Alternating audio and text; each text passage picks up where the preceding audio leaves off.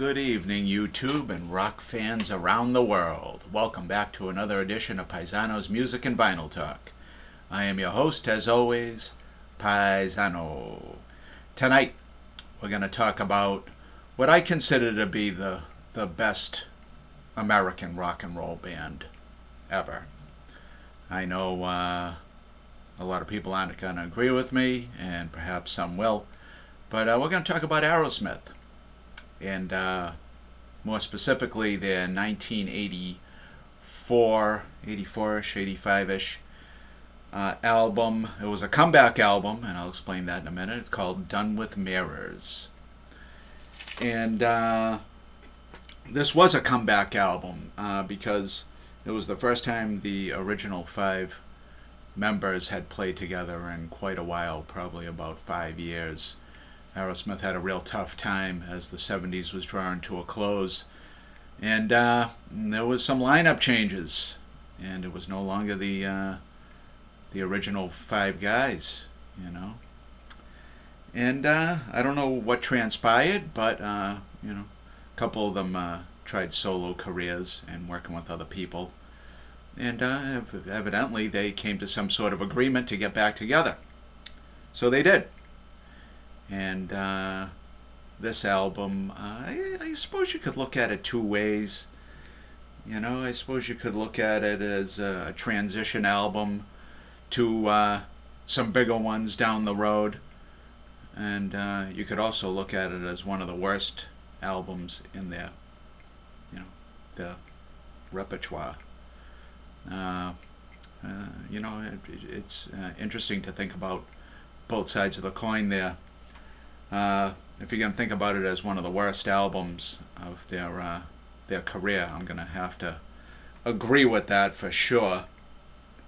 The best song on here is a rehash of Joe Perry's Joe Perry Project's Let the Music Do the Talking.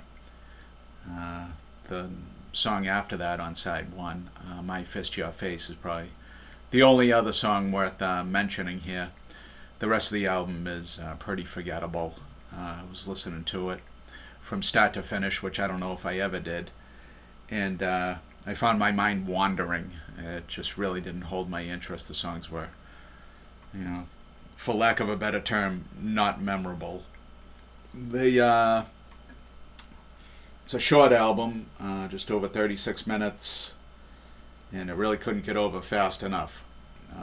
I believe their remake of Let the Music Do the Talking was better than Joe Perry Project's. Definitely more rockin'. And there was an interesting video on MTV at the time of their concert being bootlegged by teenagers.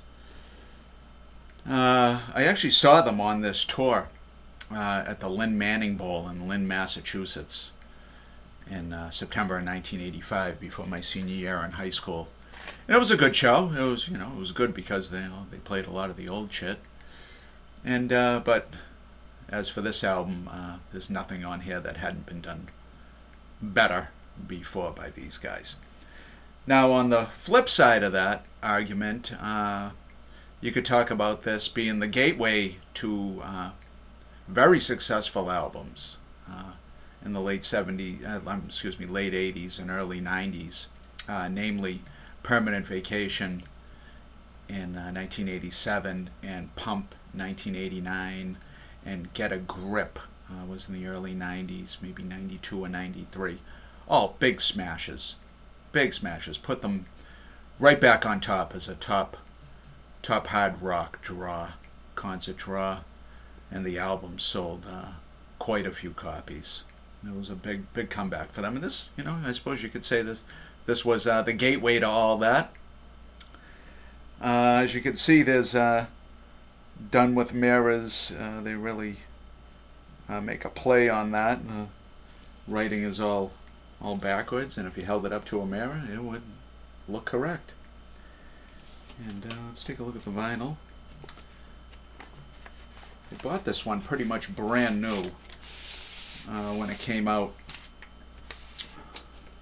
It's an interesting shot there of a mentalist bending a spoon in midair. little sleight of hand trick. And there you have the 5. Steven Tyler on vocals, Joey Kramer on drums, Tom Hamilton on bass, Joe Perry on guitar, and Brad Whitford on guitar. Together, they were Aerosmith, and they were one hell of a band. This, however, was not one hell of an album. Let's take a look at the vinyl. This came out on Geffen. When they came back, they were on Geffen.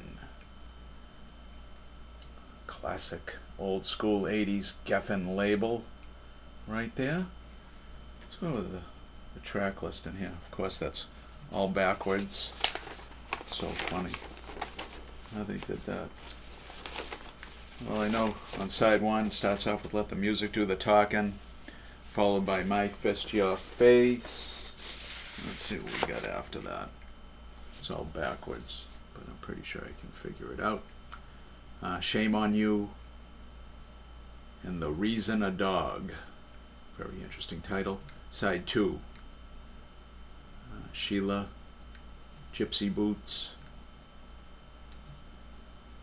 She number 2. Oh, She's on Fire. Man, it's kind of tough to read backwards and upside down. And finishes up with The Hop. Yeah, like I said, not much memorable here. Probably bought this one at Quincy Records, Quincy, Massachusetts, I'm guessing. Could be right, could be wrong. I don't exactly remember buying it, but I must have bought it at some point because it's in my possession. All right. We're going to spin the wheel and see what I come up with next week.